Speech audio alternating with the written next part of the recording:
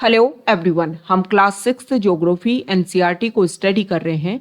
आज के इस वीडियो में हम इस बुक का चैप्टर नंबर 1 जिसका टाइटल है सौरमंडल में पृथ्वी, इसके बारे में डिस्कस करेंगे। तो चलो स्टार्ट करते हैं। इस चैप्टर में सौरमंडल के बारे में, पृथ्वी और जो अन्य इंपोर्टेंट ग्रह हैं सौरमंडल के, उन सभी के बारे में कुछ बेसिक फैक्ट्स इस चैप्टर में दिए हुए हैं। सबसे पहले चैप्टर को स्टार्ट किया है एक बेसिक अवेयरनेस के साथ में कि डेली बेसिस पर जैसे ही सूर्यास्त होता है हम देखते हैं कि हमारा जो आसमान है वो कुछ चमकीली वस्तुओं से भर जाता है। और ये जो चमकीली वस्तुएं हमें आसमान में दिखाई देती हैं इनमें भी कुछ अंतर होता है। कुछ चमकीली वस्तुएं जो हैं वो चमक के साथ उनमें टिमटिमाहट भी पाई जाती है और कुछ चमकीली वस्तुएं जो हैं वो बिना टिमटिमाहट के सिर्फ चमकती हुई दिखाई देती है। इसके अलावा आसमान में हमें डेली बेसिस पर चंद्रमा भी दिखाई देता है और चंद्रमा जो है वो अलग अलग समय पर अलग अलग आकार और अलग अलग स्थितियों में दिखाई पड़ता है। वो रात्रि जिस दिन हमें पूर्ण चंद्रमा दिखाई देता है उसे हम पूर्ण चंद्रमा वाली रात या पूर्णिमा के नाम से जानते हैं। और इसके ठीक 15 दिन बाद चंद्रमा जो है उसको हम रात्रि में नहीं देख सकते हैं और इस रात्रि को नए चंद्रमा की रात्रि या अमावस्या के नाम से जानते हैं। अब क्वेश्चन ये उठता है कि ये जो चमकती हुई वस्तुएं हमें रात्रि में दिखाई देती हैं, क्या ये दिन में एग्जिस्ट करती हैं या फिर कहीं पर चली जाती हैं? तो सबसे इसका आंसर ये है कि ये दिन में भी एग्जिस्ट करती हैं, लेकिन सूर्य का प्रकाश जो है वो इतना तेज होता है कि हमें आसमान में पाई जाने वाली ये चमकती हुई वस्तुएं हमें दिन में दिखाई नहीं दे पाती हैं। जैसे ही सूर्यास्त होता है वैसे ही ये जो चमकती हुई वस्तुएं जो हैं ये हमें आसमान में दिखाई देने लगती हैं। अब ये चमकती हुई वस्तुएं होती क्या हैं? सूर्य, चंद्रमा और वे सारी वस्तुएं जो रात के समय आसमान में चमकती हैं उनको हम खगोलीय पिंड बोलते हैं। मतलब ये खगोलीय पिंड कहलाते हैं। अब क्वेश्चन ये उठता है क्या पृथ्वी जो है वो खगोलीय पिंड नहीं है? पृथ्वी भी खगोलीय पिंड है। हम पृथ्वी के ऊपर रहते हैं इसलिए पृथ्वी हमें चमकती हुई दिखाई नहीं देती है, लेकिन अगर हम बाहर से पृथ्वी को यूं करें, जैसे कि अगर हम चंद्रमा से पृथ्वी को देखें तो पृथ्वी भी चमकती हुई दिखाई देती है। मीन्स पृथ्वी भी खगोलीय पिंड है। अब हम यहाँ पर सबसे पहले अंतर जानते हैं कि कौन सी चीजें, चमकती हुई वस्तुएं जिनमें टिमटिमाहट भी पाई जाती है, उनको हम किस नाम से जानते हैं। कुछ खगोलीय पिंड वो सारी वस्तुएं जो चमकती हुई दिखाई देती हैं। तो कुछ खगोलीय पिंड बड़े आकार वाले और गर्म होते हैं। ये खगोलीय पिंड जो है वो गैसों से बने होते हैं। इनके पास अपनी ऊष्मा और अपना प्रकाश होता है जिसे वो बड़ी मात्रा में उत्सर्जित करते हैं। इन खगोलीय पिंडों को तारा कहते हैं और सूर्य भी एक तारा है। मतलब वो जो टिमटिमाहट के साथ में जो हमें दिखाई देती है ना, वो होते हैं तारे, जिनके पास में खुद की क्या होती है, ऊष्मा होती है, खुद का प्रकाश होता है, जिससे वो बड़ी संख्या में ऊर्जा को बाहर उत्सर्जित करते रहते हैं। रात के समय जो चमकते हुए अनगिनत तारे जो हमें आसमान में दिखाई देते हैं वो सूर्य के समान ही है। सूर्य के जितना ही उनमें प्रकाश और ऊर्जा है, लेकिन वो हमारी पृथ्वी से बहुत दूरी पर है, जिसकी वजह से उनकी ऊष्मा और प्रकाश जो है उसको हम महसूस नहीं कर पाते हैं और वो हमें बहुत ही छोटे दिखाई देते हैं। ठीक है, तो तारे जो हमें छोटे छोटे दिखाई देते हैं वो हमारे सूर्य के बराबर हैं और सूर्य से भी विशाल हैं, लेकिन बहुत दूरी पर है, जिससे उनकी जो प्रकाश और ऊष्मा है वो हम फील नहीं कर पाते हैं और इसीलिए वो हमें छोटे, जैसे कि आप समझ सकते हो कि किसी भी चीज़ को अगर हम बहुत दूरी से देखते हैं तो वो हमें बहुत छोटी दिखाई देती है। जैसे कि हवाई जहाज जब आसमान में उड़ता है बहुत अधिक ऊंचाई पर, तो वो भी हमें छोटा दिखाई देता है। अब यहाँ पर बात करें कि रात्रि में सिर्फ तारे जो हैं वो कुछ बहुत सारे तारे ऐसे होते हैं जो हमें एक सिस्टम में दिखते हैं कि एक तरीके की विशेष आकृति या आकार बनाते हैं। इनको हम बोलते हैं नक्षत्र मंडल, जिसमें आते हैं अर्शा मेजर या बिग बियर जो है वो भी नक्षत्र मंडल के ही पार्ट है, जिसको आप बहुत आसानी से समझ सकते हो। जैसे कि सप्तऋषि, बचपन में आपने देखा होगा और अभी भी आप देख सकते हो कि इस तरीके की स्ट्रक्चर जो है वो आसमान में आपको दिखाई देती है। 4 जो है इस तरीके से स्टार है और फिर 3 जो है वो इस तरीके से एग्जिस्ट करते हैं। इसको बोलते हैं सप्तऋषि। 7 ऋषि मतलब संत। ये 7 तारों का समूह है जो कि नक्षत्र मंडल अर्शा मेजर का ही भाग है। तो इस तरीके से आप समझ सकते हो कि कुछ जो है, कुछ तारों का पैटर्न जो है वो फिक्स है और काफी स्पेसिफिक तरीके से वो एग्जिस्ट करते हैं। इसके अलावा प्राचीन समय में जो लोग हैं वो इन तारों को ध्यान में रख कर के ही दिशा का निर्धारण भी करते थे। जैसे कि एक ध्रुव तारा है और वो हमेशा उत्तरी दिशा में उगता है और इसीलिए उत्तरी दिशा को बताता है ध्रुव तारा, और ये हमेशा आसमान में एक ही जगह पर स्थिर रहता है, एक ही स्थान पर रहता है। तो लोग जो हैं इसके बेसिस पर दिशा का ज्ञान करते थे। नेक्स्ट यहाँ पर अभी हमने देखा कि तारे क्या होते हैं, जिनके पास खुद की ऊष्मा और प्रकाश होता है। लेकिन यहाँ पर कुछ ऐसे भी होते हैं जिनमें चमक तो होती है लेकिन टिमटिमाहट नहीं होती है।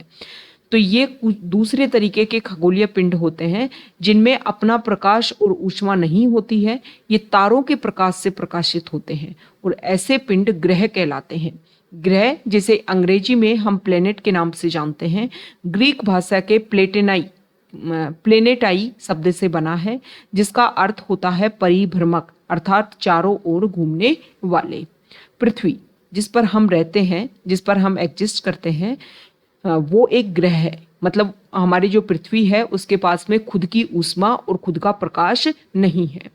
ये जो पृथ्वी है वो संपूर्ण अपना प्रकाश और अपनी ऊष्मा जो है वो सूर्य से प्राप्त करती है। क्योंकि सूर्य से क्यों प्राप्त करते हैं हम? क्योंकि सूर्य जो है वो पृथ्वी के सबसे नजदीक उपस्थित तारा है। यहाँ पर अगर हम बात करें तो पृथ्वी के सबसे नजदीक तारा है सूर्य।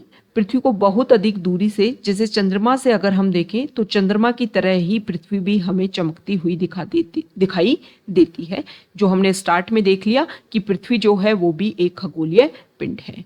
अब यहाँ पर कुछ इंपॉर्टेंट फैक्ट्स हैं, जैसे कि बृहस्पति, शनि और यूरेनस, 3 इंपॉर्टेंट ग्रह जो हैं हमारे सौर मंडल के, इनके चारों ओर छल्ले हैं। मतलब इस तरीके से आप समझिए कि ये ग्रह है और इसके चारों तरफ इस तरीके की रिंग जो है वो दिखाई देती है। अब ये जो रिंग है, ये जो छल्ले हैं, वो विभिन्न पदार्थों के असंख्य छोटे छोटे पिंडों से बनी पट्टियां हैं। पृथ्वी से इन छल्लों को शक्तिशाली दूरबीन की सहायता से देखा जा सकता है।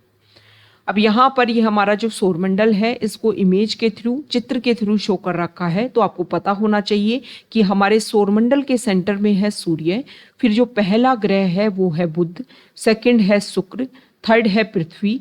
तो अभी हमने देखा ना कि सूर्य जो है वो सबसे नजदीक तारा है पृथ्वी के, इसीलिए पृथ्वी जो है वो अपनी ऊष्मा और प्रकाश जो है वो सूर्य से लेती है। 4th नंबर पर है मंगल। यहाँ देखिए, एक सेकेंड, हाँ, 4th नंबर पर है मंगल, और मंगल और बृहस्पति के बीच में है क्षुद्र ग्रह पट्टी आती है। उसके बाद में है बृहस्पति, फिर है शनि और फिर है यूरेनस और लास्ट है नेपच्यून। अब ये जो ग्रह हैं इनको भी हम अलग अलग नामों से जानते हैं, जैसे कि क्षुद्र ग्रह पट्टी जो है, जो मंगल और बृहस्पति के बीच में पाई जाती है, इसके अंदर जो है, मतलब सूर्य की तरफ जो भी ग्रह हैं इनको हम आंतरिक ग्रह बोलते हैं। और इनमें आ गए बुध आ गया, शुक्र आ गया, पृथ्वी आ गई और मंगल आ गया। ये जो आंतरिक ग्रह हैं ये सूर्य के बहुत अधिक नजदीक हैं और ये चट्टानों से मिलकर के बने होते हैं। तो यहाँ पर फैक्ट्स भी दे रखे हैं, इनको आप रीड कर सकते हो कि बुध जो है वो सूर्य के चारों ओर एक परिक्रमण, मतलब बुध की जो कक्षा है ना, आप इसको इस तरीके से समझिए। यहाँ पर सॉरी, इस तरीके से आप समझने की कोशिश कीजिए कि मान लो ये हमारा जो सूर्य है और सूर्य के चारों तरफ जो है वो 8 ग्रह हैं। तो सबसे पहले जो है वो बुध है। सबसे इंपॉर्टेंट बात, जिस कक्षा में ये जो ग्रह चक्कर लगाते हैं सूर्य के, वो दीर्घ वृत्ताकार कक्षाएं होती हैं। मतलब वृत्ताकार जो है वो बिल्कुल गोल चारों तरफ से, और यहाँ पर दीर्घ वृत्ताकार क्या होता है कि कुछ जगह पर जो इनका यहाँ पर जो इनकी रेडियस होती है वो ज़्यादा होती है और कुछ जगह पर इनकी रेडियस जो है वो कम होती है।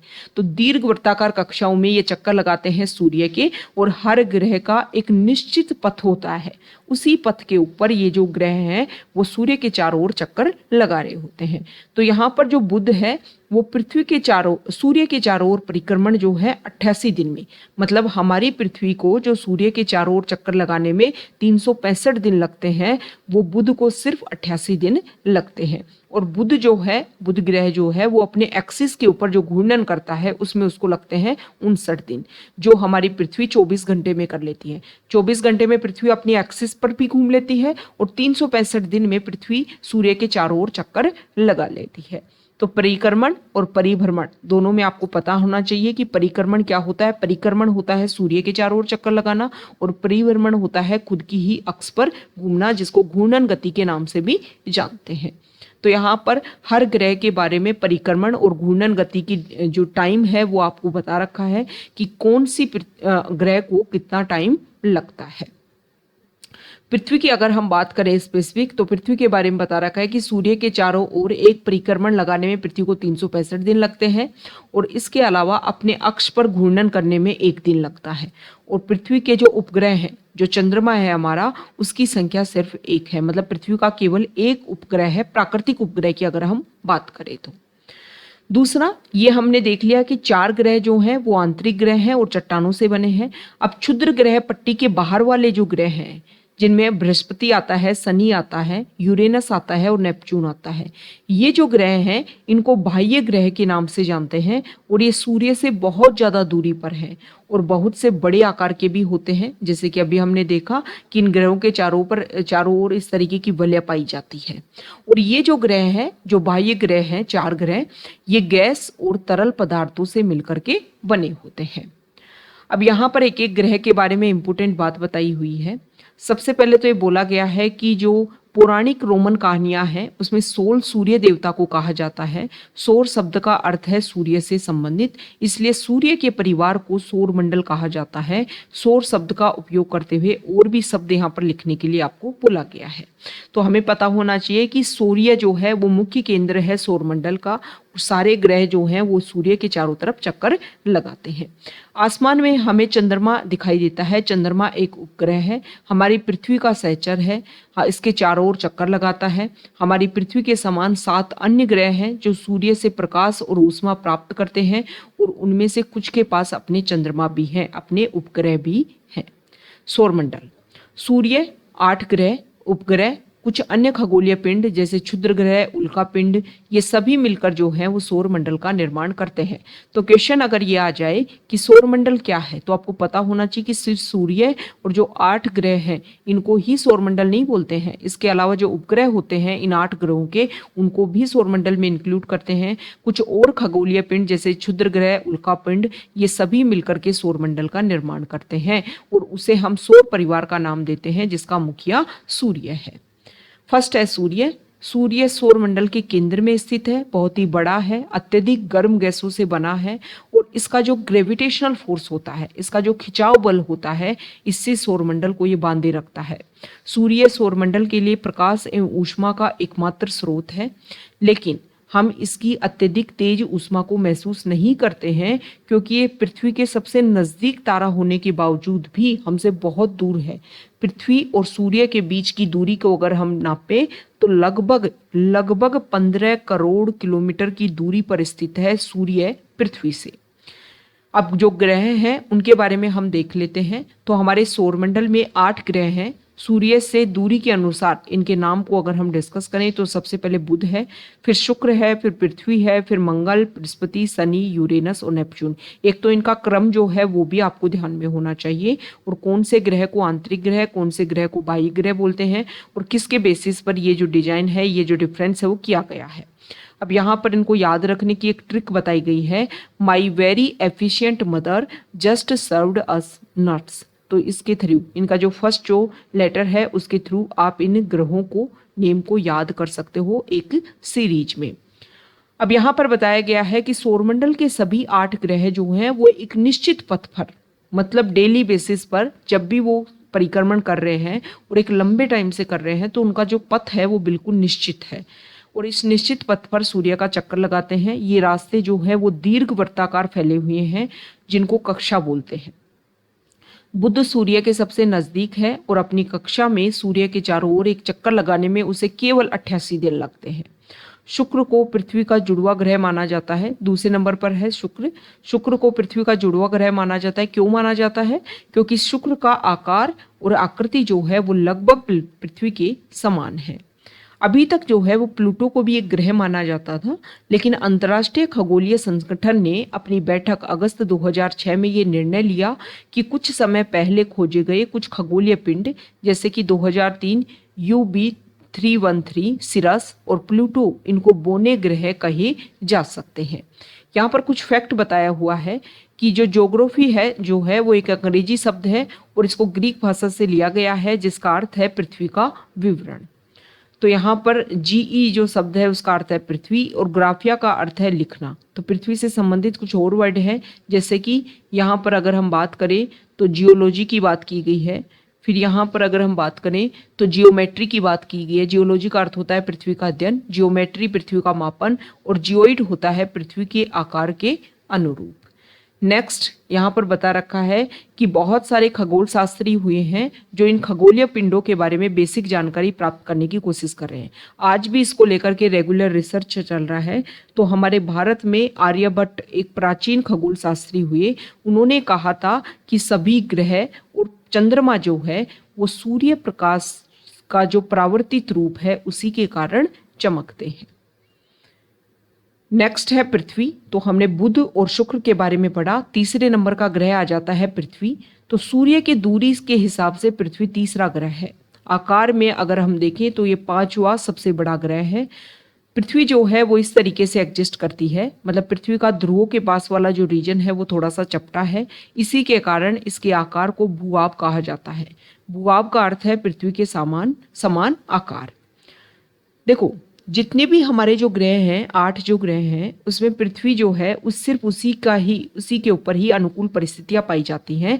पृथ्वी ना तो बहुत ज़्यादा गर्म है और ना ही बहुत ज़्यादा ठंडा है। यहाँ पानी, वायु सभी उपस्थित हैं जो हमारे जीवन के लिए आवश्यक है।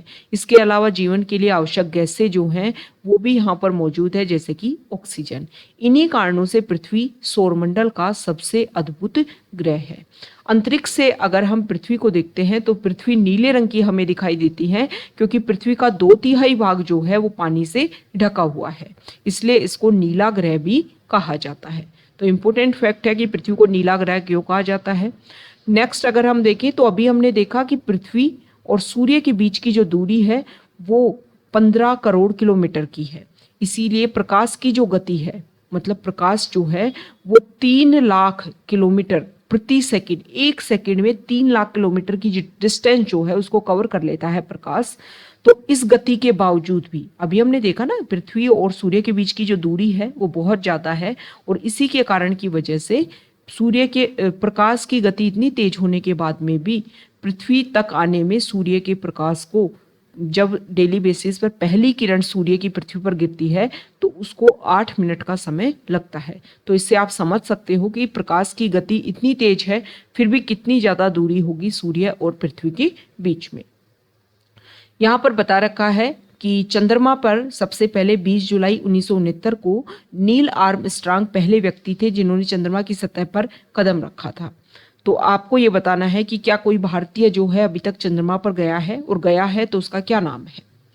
अब यहाँ पर पृथ्वी के बारे में हमने देखा, अब हम बात कर लेते हैं पृथ्वी के उपग्रह के बारे में। वो है चंद्रमा। तो हमारी पृथ्वी के पास केवल एक उपग्रह है, प्राकृतिक उपग्रह, जिसका नाम चंद्रमा है। इसका व्यास जो है वो पृथ्वी के व्यास का केवल 1/4 है। मतलब आप देखो कि पृथ्वी से भी छोटा है, लेकिन हमें फिर भी काफी बड़ा दिखाई देता है चंद्रमा। ये बड़ा इसलिए दिखाई देता है क्योंकि अन्य जो खगोलीय पिंड है, जैसे कि अगर हम देखें शुक्र ग्रह को अगर आप देखोगे या फिर जो अन्य ग्रह है उनको अगर आप पृथ्वी से देखने की कोशिश करोगे तो वो काफी छोटे दिखाई देते हैं। लेकिन चंद्रमा जो है उसका व्यास, उसका अगर हम देखें तो एरिया जो है वो पृथ्वी से काफ़ी कम है, लेकिन फिर भी वो हमें काफ़ी बड़ा दिखाई देता है। इसका रीज़न ये है कि वो हमें पृथ्वी से, अगर अन्य खगोलीय पिंडों से अगर हम कंपैरिजन करें तो पृथ्वी के काफ़ी ज़्यादा नज़दीक है। दोनों के बीच की जो दूरी है वो 3,84,400 किलोमीटर दूर है। तो आप तुलना कर सकते हैं कि पृथ्वी की दूरी चंद्रमा और सूर्य से। अब ये उपग्रह क्या होते हैं? उपग्रह जो है वो एक खगोलीय पिंड होते हैं जो ग्रहों के चारों ओर अपने चक्कर लगा रहे होते हैं, जिस प्रकार सूर्य के चारों ओर ग्रह जो हैं चक्कर लगाते हैं। अब ये प्राकृतिक उपग्रह देखा हमने चंद्रमा पृथ्वी का। अब हम देख लेते हैं कि कुछ मानव निर्मित उपग्रह भी होते हैं। एक कृत्रिम पिंड होता है मानव निर्मित उपग्रह, और वैज्ञानिकों के द्वारा इसको बनाया जाता है। इसको जो है रॉकेट की सहायता से वातावरण में अंतरिक्ष में छोड़ा जाता है, ताकि अंतरिक्ष से रिलेटेड जो भी बेसिक जानकारी है उसको खोजा जा सके। तो अंतरिक्ष में अब तक कुछ भारतीय उपग्रह जैसे कि इनसेट, IRS, एजुसेट, ये सारे लॉन्च किए गए हैं। तो यहाँ पर इस तरीके से जो यहाँ देखिए जो उपग्रह है उनको इस तरीके से लॉन्च किया जाता है रॉकेट की सहायता से। रॉकेट जो है वो यहाँ पर एक पुश देते हैं इस उपग्रह को, और इसके थ्रू जो है उपग्रह जाकर के जो कक्षा सेट की जाती है उसमें जाकर के एस्टेब्लिश कर लेता है खुद को, और जो रॉकेट का जो पार्ट बचा हुआ है वो वापस पृथ्वी पर आ जाता है। नेक्स्ट यहाँ पर बता रखा है कि देखो चंद्रमा के बारे में हमने देखा कि प्राकृतिक उपग्रह है पृथ्वी का। अब चंद्रमा पृथ्वी का एक चक्कर लगाने में 27 दिन में पूरा करता है। चंद्रमा पृथ्वी के चक्कर लगाने में 27 दिन लगाता है, और हमारी पृथ्वी जो है वो सूर्य के चक्कर लगाने में लगाती है 365 दिन। और इतने ही समय में, जितने समय में वो परिक्रमण करता है पृथ्वी का, उतने ही समय में वो घूर्णन गति भी करता है। मतलब 27 दिन में जो है वो चंद्रमा अपना एक पूरा चक्कर अपनी एक्सिस पर पूरा कर पाता है। इसका ही रीजन है कि जो चंद्रमा है वो क्या करेगा, हमेशा पृथ्वी से अगर हम देखें तो चंद्रमा का हमें एक ही भाग दिखाई देता है, क्योंकि 27 दिन में वो चक्कर लगा रहा है, 27 दिन में ही अपने ध्रुव पर घूम रहा है। चंद्रमा की परिस्थितियां जो हैं वो जीवन के लिए अनुकूल नहीं है। यहाँ पर इसकी सतह पर पर्वत, मैदान और गड्ढे हैं, जो चंद्रमा की सतह पर हमें छाया जब बनती है तो उसके थ्रू दिखाई देते हैं। चंद्रमा को आप व्यू करना आज, और उसमें आप देखोगे कि आपको काफ़ी ब्लैक जो है कुछ ऐसे धब्बे टाइप दिखाई देंगे, और यहाँ पर ये जो धब्बे हैं वो वहाँ पर गड्ढे, पहाड़ जो हैं उनकी छाया से ये जो धब्बे हैं वो बनते हैं। नेक्स्ट है क्षुद्र ग्रह। क्षुद्र ग्रह क्या होते हैं? तो क्षुद्र ग्रह की अगर हम बात करें तो तारों, ग्रहों और उपग्रहों के अतिरिक्त असंख्य छोटे पिंड भी सूर्य के चारों ओर चक्कर लगाते हैं। हमने देखा ना कि मंगल के बीच में और जो बृहस्पति है उसके बीच में क्षुद्र ग्रहों की पट्टी है।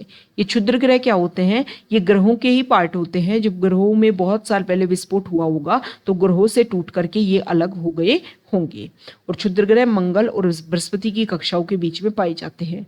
नेक्स्ट है उल्का पिंड। सूर्य के ओर चारों ओर चक्कर लगाने वाले पत्थरों के छोटे छोटे टुकड़ों को उल्कापिंड कहते हैं। कभी कभी ये उल्कापिंड पृथ्वी के इतने नजदीक आ जाते हैं कि इनकी प्रवृत्ति पृथ्वी पर गिरने की होती है। इस प्रक्रिया के दौरान जैसे ही हमारे वायुमंडल में प्रवेश करते हैं, वायु के साथ घर्षण होने के साथ में कई उल्कापिंड जो है वो तो जल करके नष्ट हो जाते हैं, और इसके फलस्वरूप जो है वो प्रकाश उत्पन्न होता है। और कभी कभी कोई उल्का पिंड जो है वो बिना जले पृथ्वी पर भी आकर के गिर जाता है। तो आपका क्वेश्चन ये है, आपको ये बताना है कि उल्का पिंड की सहायता से क्या कोई ऐसी संरचना बनी हुई है हमारे पृथ्वी पर या हमारे भारत पर जिसको हम बता सके। तो इसके अलावा आपने देखा होगा कि जो खुला आसमान होता है, इस खुले आसमान में आपने कभी कभी एक फैली चौड़ी सफेद रंग की एक पट्टी देखी होगी, इस तरीके से दूधिया रंग की। और ये जो सफेद चौड़ी पट्टी है इसमें बहुत सारे छोटे छोटे जो है चमकदार चीजें आपको दिखाई देती हैं। ये लाखों तारों का समूह होता है जिसको आकाशगंगा बोलते हैं, और हमारा सौरमंडल जो है वो इसी आकाशगंगा का एक पार्ट है। प्राचीन भारत में ये कल्पना की जाती थी, ये बोला जाता था कि आकाशगंगा जो है वो आसमान वाले एरिया में कोई नदी जो है वो बहती है। इसी तरीके से लाखों की संख्या में जो आकाशगंगाएं मिलकर के ब्रह्मांड का निर्माण करती हैं, और ब्रह्मांड की जो कल्पना करना आपके लिए काफ़ी ज़्यादा कठिन है। आज भी काफ़ी ज़्यादा रिसर्च हो रहा है ब्रह्मांड की जो स्थिति है उसके बारे में जानने के लिए। तो ये चैप्टर नंबर 1 हमने क्लियर किया है। अगर हम देखें तो 6th स्टैंडर्ड का जो बच्चा है उसके अकॉर्डिंग ज्योग्राफी को इसमें तैयार किया है, लेकिन कुछ ऐसे बेसिक फैक्ट्स दिए हैं जो हमारे लिए काफ़ी ज़्यादा इंपॉर्टेंट होते हैं। और बहुत बार क्वेश्चन जो है वो इस तरीके से कुछ फैक्ट बेसिस क्वेश्चन भी पूछ लिए जाते हैं। तो अगर आप यहाँ तक आए हैं, वीडियो आपको अच्छा लगा है तो प्लीज़ वीडियो को लाइक कर दीजिए, शेयर कर दीजिए और चैनल को सब्सक्राइब कर दीजिए। Okay, thank you.